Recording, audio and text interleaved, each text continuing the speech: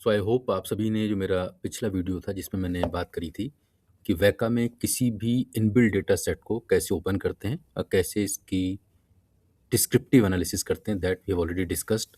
आज हम एक और बहुत ही इम्पॉर्टेंट टॉपिक पे वीडियो बना रहे हैं जिसमें हम लोग बात करेंगे कि कैसे पैटर्न किसी भी डेटा के पैटर्न को आइडेंटिफाई करते हैं। तो वी कीप ऑन लिसनिंग। आपने कई वीडियोस देखे होंगे जिसमें बात करी जाती है कि मशीन लर्निंग में हम लोग डेटा में पैटर्न निकालते हैं और पैटर्न निकालने के बाद फिर उस पर हम लोग प्रिडिक्टिव मॉडल बनाने की कोशिश करते हैं। आज मैं आपको एक डेटा सेट लेके शो करूंगा कि किसी भी पर्टिकुलर डेटा से पैटर्न कैसे देखते हैं और फिर उस पैटर्न से कैसे मॉडल बनता है। इसका मैं आपको प्रैक्टिकल हैंड्स ऑन एक्सपीरियंस करके दिखाऊंगा। So get ready to go through such a very interesting topic. So इस टॉपिक को समझाने के लिए मैंने एक डेटा सेट लिया है जिसकी मैंने डिस्क्रिप्टिव एनालिसिस भी लास्ट वीडियो में डिस्कस करी थी। तो this is our data set. तो ये पर्टिकुलर डेटा सेट क्या कर रहा है, हमारे पास 5 कॉलम्स हैं जिसमें कि वेदर से रिलेटेड इन्फॉर्मेशन है, आउटलुक है कि मौसम सनी था या ओवरकास्ट था, फिर टेम्परेचर हॉट था या कोल्ड था, ह्यूमिडिटी कैसी थी, विंडी हवा चल रही थी या नहीं चली थी। उस पर बेस हमने प्रीवियस डेटा कलेक्ट किया और ये डेटा हमको ये बता पा रहा है कि किस सर्कमस्टांसिस में या किस टाइप के मौसम में मैच हुआ, मीन्स यस मीन्स मैच हुआ, और नो मीन्स किस केस में आपका मैच नहीं हो पाया। उस पे बेस्ड हम एक प्रिडिक्टिव मॉडल बनाना चाहते हैं। और जो प्रिडिक्टिव मॉडल अगर आगे आने वाले किसी भी मैच में हमें डिसीजन मेकिंग करनी है तो ये प्रिडिक्टिव मॉडल हमको बता देगा कि उस दिन मैच हो पाएगा या फिर नहीं हो पाएगा। ठीक, तो that is the problem we are trying to solve. तो in short, again I am repeating, first we will learn how to identify the pattern in the data. इस पर्टिकुलर डेटा सेट से ही समझेंगे और फिर उस पैटर्न से हम लोग क्या करेंगे, मॉडल बनाने की कोशिश करेंगे। ठीक, एक और इम्पॉर्टेंट चीज़ हम लोग समझ लेते हैं कि जब भी हम कोई चीज़ प्रिडिक्ट करने जा रहे हैं, अगर वो वेरियस कैटेगरीज है हमारे पास और वेरियस कैटेगरीज में से हमें कोई स्पेसिफिक कैटेगरी सेलेक्ट करनी है, तो ये प्रॉब्लम किसकी हो जाएगी, क्लासिफिकेशन की हो जाएगी।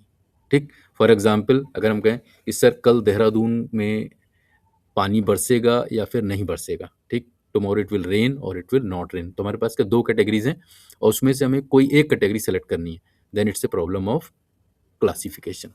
लेकिन सेकंड केस में अगर हम कोई न्यूमेरिक वैल्यू प्रेडिक्ट करने जा रहे हैं, देन ये आपकी प्रॉब्लम कौन सी हो जाएगी, रिग्रेशन की। फॉर एग्जांपल हम कहें सर कल देहरादून का टेम्परेचर क्या होगा, तो देहरादून का टेम्परेचर क्या होगा, नो डाउट इट्स आपकी क्या होगी, एक नंबर न्यूमेरिक वैल्यू होगी। तो हम कहेंगे सर ये प्रॉब्लम क्या है, रिग्रेशन की है।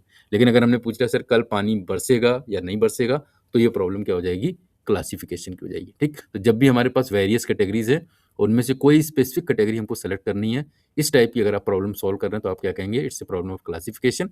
और अगर आपको न्यूमेरिक वैल्यू प्रेडिक्ट करना चाह रहे हैं कि सर कल किसी भी स्पेसिफिक कंपनी का स्टॉक प्राइस क्या होगा, तो no doubt we are going to predict the numeric value, then it's a problem of regression. Sir कल स्टॉक मार्केट ऊपर जाएगा या नीचे जाएगा, अगर इस टाइप की आपकी प्रॉब्लम सॉल्व कर रहे हैं, then it's a problem of classification. So I hope सबको ये पता चल गया कि कब क्लासिफिकेशन होगी, कब रिग्रेशन होगी। हमारी जो प्रॉब्लम हम क्या प्रेडिक्ट करना चाह रहे हैं कि सर कल मैच या आगे आने वाले समय में मैच होगा या नहीं होगा। तो हमारे पास दो कैटेगरीज हैं, हमको एक कैटेगरी सेलेक्ट करनी है, तो but obvious thing is clear, then it's a problem of classification. तो प्रॉब्लम हमारी क्या होगी, क्लासीफाई द एट्रीब्यूट प्ले। किस पर्टिकुलर डेटा सेट का, डेटा सेट हमारा था वेदर डॉट नॉमिनल। तो चलिए वैका में हम लोग जाके इस पर्टिकुलर डेटा सेट को देखते हैं कि कैसे हमको पैटर्न दिखेगा। तो जल्दी से वैका हमने ऑलरेडी आपके लिए ओपन कर लिया। ठीक, तो this is the Weka which I have already open. और हमने weather dot nominal data set जो मैंने ऑलरेडी पिछले वीडियो में डिस्कस किया था उसको ओपन कर लिया। ठीक, तो हम सभी जानते हैं कि वेदर डॉट नॉमिनल को ओपन करेंगे तो ये आपके सारे एट्रीब्यूट्स आ गए। ठीक, अगर आपको डेटा सेट देखना तो आप एडिट पे जाके अपने डेटा सेट को देख सकते हैं। देखिए वो सेम डेटा सेट है और प्रिडिक्ट हम क्या करने जा रहे हैं कि मैच कल होगा या फिर नहीं होगा। तो इसीलिए देखिए यहाँ पे क्लास एट्रीब्यूट हमने क्या बना दिया है, बाय डिफ़ॉल्ट हम बता चुके हैं आपको, जो लास्ट एट्रीब्यूट होता है वो ये मान लेता है कि आप इस पे बेस्ड क्लासिफिकेशन की प्रॉब्लम सॉल्व करना चाहते हैं। तो चलिए सबसे पहले प्ले वाले एट्रीब्यूट को सिलेक्ट कर लीजिए और आप देखिए यहाँ पे दो कलर आ रहा है। ठीक, तो सबसे पहले हम समझते हैं कलर कॉम्बिनेशन का क्या मतलब है। तो जैसे ही आप अपना माउस पॉइंटर इस ब्लू कलर पे रखेंगे तो आप देखेंगे इस पे आउटपुट क्या आ जाएगा, आपका यस वाला आ जाएगा। ठीक, और जैसे ही आप माउस पॉइंटर अपना ये रेड वाले पे रखेंगे तो आपका आउटपुट क्या आ जाएगा, नो आ जाएगा। ठीक, तो यहाँ पे देखिए 9 वैल्यू क्या दिखा रही है कि देयर आर 9 यस केसेस है, आप यहाँ से भी देख सकते हैं 9 केसेस यस हैं। तो ब्लू कलर किसको इंडिकेट कर रहा है, यस को इंडिकेट कर रहा है। 5 हमारे केस किसके हैं, आपके रेड के हैं, तो इसीलिए देखिए रेड में हमारे पास रेड कलर किसको इंडिकेट कर रहा है, नो को इंडिकेट कर रहा है। तो ये आपको याद रखना, again I am repeating, pattern को समझने के लिए बहुत जरूरी है याद रखना कि blue colour is indicating yes and red colour is indicating no. ठीक, अब चलिए सीखते हैं पैटर्न कैसे आइडेंटिफाई करेंगे। यहाँ पे देखिए एक ऑप्शन आ रहा है विजुलाइज ऑल। तो जितना भी हमारा डेटा था हम उसको सबको क्या कर देते हैं, विजुलाइज करना चाहते हैं। जैसे आप विजुलाइज ऑल पे क्लिक करेंगे, तो यहाँ से मुझे अनचेक करना पड़ेगा, तो देखिए इस तरीके का आपका ग्राफ ओपन होके आ जाएगा। ठीक, अब यहाँ से आपको समझना है। तो again I am repeating, blue yes है, रेड आपका नो है। तो अब आपको आउटलुक वाले कॉलम में 3 वैल्यूज़ थी अगर आपको ध्यान हो, और 3 वैल्यू क्या थी, पहली थी सनी, सेकंड थी आपकी ओवरकास्ट, और थर्ड हमारी क्या थी, रेनी। जो सेकंड वाली वैल्यू ओवरकास्ट है, इसमें देखिए टोटल कलर क्या आ रहा है, ब्लू आ रहा है। और ब्लू मीन्स क्या होता है, ब्लू मीन्स क्या होता है, हमने पहले बताया, blue means yes means match होगा। इसका मतलब एक पैटर्न हमको यहाँ से पता चल गया कि जब जब आउटलुक की वैल्यू ओवरकास्ट होती है, ठीक, पिछले डेटा सेट में जब जब आउटलुक की वैल्यू ओवरकास्ट रही है, तो हर हालत में मैच हुआ है। ठीक, तो ये पहला पैटर्न हमको निकल के आ गया। ठीक, तो आई होप ये पार्ट सबको क्लियर हो गई होगी, और ये वाला पैटर्न आपको क्या कर लेना है, नोट कर लेना है। ठीक, तो पहला पैटर्न हमने यहाँ से निकाल लिया, और पहला पैटर्न हमारा क्या निकल के आ गया यहाँ से, if outlook equal to overcast then play equal to yes. पहला पैटर्न निकल के आ गया। सेकंड देखिए, सेकंड और निकालने चेक करते हैं। ठीक, फिर से हम लोग बैकअप पे वापस चलते हैं। तो सेकंड में हम लोग ह्यूमिडिटी पे जा रहे हैं। ह्यूमिडिटी में अगर आप इस वाले ह्यूमिडिटी के पास 2 ऑप्शन है, पहला ऑप्शन है हाई, दूसरा ऑप्शन है नॉर्मल। नॉर्मल के केस में देखिए ब्लू कलर की जो ग्राफ है उसकी वैल्यू क्या है, बहुत ज़्यादा, उसका पोर्शन बहुत ज़्यादा है। इसका मतलब हमें, फिर हम जानते हैं कि ब्लू कलर किसको इंडिकेट करता है, यस को इंडिकेट करता है। तो एक और ऑप्शन में मिल गया, if humidity equal to normal, कि अगर ह्यूमिडिटी आपकी नॉर्मल होगी तब भी मैच क्या होगा, यस होगा, क्योंकि मैक्सिमम केस में आपका ब्लू कलर इसमें शो हो रहा है। तो दूसरा हमने पैटर्न निकाल लिया, दूसरा पैटर्न हमने जल्दी से उसको भी नोट कर लिया। तो सेकंड पैटर्न हमारा निकल के आ गया, humidity equal to normal then play हमारा क्या हो जाएगा, यस हो जाएगा। तो ये देखिए हमने सेकंड पैटर्न यहाँ से humidity equal to normal then play equal to yes. ठीक, तो पैटर्न निकालते समय आपको ध्यान रखना है, आप एक फैक्टर को भी कंसीडर कर सकते हैं, आप एक से ज़्यादा को भी कंसीडर कर सकते हैं। जैसे अगर आप नीचे वाले केस में देखें, इस केस में तो थर्ड पैटर्न हमने क्या निकालने की कोशिश करी है, if outlook equal to sunny, मतलब जब आउटलुक इक्वल टू सनी होगा एंड ह्यूमिडिटी हाई होगी, तो प्ले आपका क्या होगा, नो आएगा। इसका मतलब इन दोनों केस में जो रेड पोर्शन होना चाहिए वो बहुत ज़्यादा होना चाहिए। तो चलिए देखते हैं, outlook Sunny and humidity high. चलिए वैका में फिर से हम वापस चले जाते हैं। तो आप देखिए आउटलुक सनी, आउटलुक सनी, तो आप देखिए जब सनी वाले केस में रेड कलर की वैल्यू क्या है, बहुत ज़्यादा है, इसलिए रेड कलर आपको नो को इंडिकेट कर रहा है, इसलिए क्या है, सी वाला ऑप्शन उन्होंने कर दिया नो। यहाँ पे भी अगर आ जाइए humidity equal to high, humidity equal to high में भी अगर आप देखें रेड कलर का पोर्शन क्या हो रहा है, ज़्यादा आ रहा है। ठीक, तो depending upon red and blue colour you can easily identify the pattern in your data set. इसीलिए कहते हैं डेटा को विजुअलाइजेशन करना बहुत जरूरी है, because once you will visualize your data it's easy to find the pattern in the data. I hope that part is clear to all of you. इसको मैं क्लोज कर देता हूँ select all के, और वैका पे हम लोग वापस चलते हैं। ठीक, so I hope that part is clear to all of you. चलिए अब देखते हैं कि वैका में इस पर्टिकुलर पैटर्न से हम लोग क्लासिफिकेशन का मॉडल कैसे बनाएंगे। तो फर्स्ट टाइम इस वीडियो में मैं किस पे क्लिक कर रहा हूँ, because it's a problem of classification, तो मैंने क्लासिफिकेशन पे क्लिक कर दिया। ठीक, अब क्लासिफिकेशन की बहुत सारी एल्गोरिथम है, हमको कोई स्पेसिफिक एल्गोरिथम सेलेक्ट करनी है, तो चूज़ पे आप क्लिक कर दीजिए। जैसे ही चूज़ पे आप क्लिक करेंगे आपको यहाँ ट्रीज़ पे आ जाना है। ठीक, और ट्रीज़ में यहाँ पे जैसे ही आप क्लिक करेंगे, हमें कौन सी एल्गोरिथम सेलेक्ट करनी है, J48। J48 क्लासिफिकेशन की एल्गोरिथम है जो डेटा को क्लासीफाई करने में यूज होती है। देखिए चूज़ के आगे आपका क्या आ गया, J48।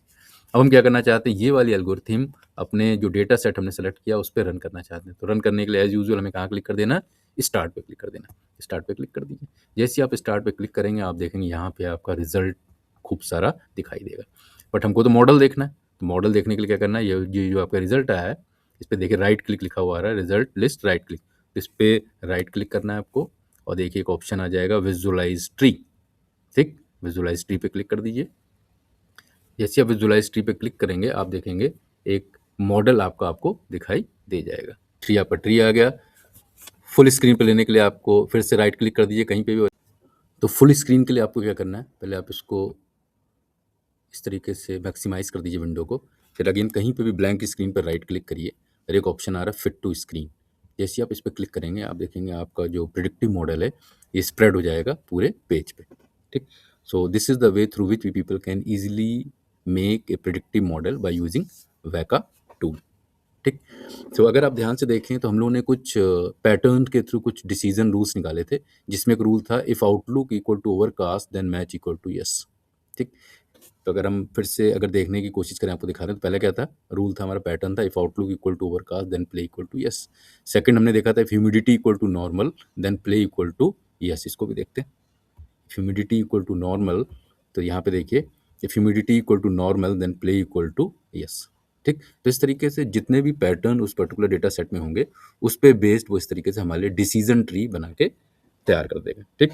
इस डिसीजन ट्री में ध्यान रखना है, जितने भी आपके ओवल बॉक्सेस आ रहे हैं इनको हम लोग क्या बोल देते हैं, नोट्स बोल देते हैं। ठीक। और जितने भी ये रेक्टेंगुलर बॉक्सेस आ रहे हैं एंड में, इनको हम लोग क्या बोल देते हैं, लीव्स बोल देते हैं। और वैसे भी हमें मालूम है कि किसी भी ट्री में, क्योंकि ये डिसीजन ट्री है, तो लीव्स हमेशा क्या होती है, नॉर्मली लास्ट में होती है।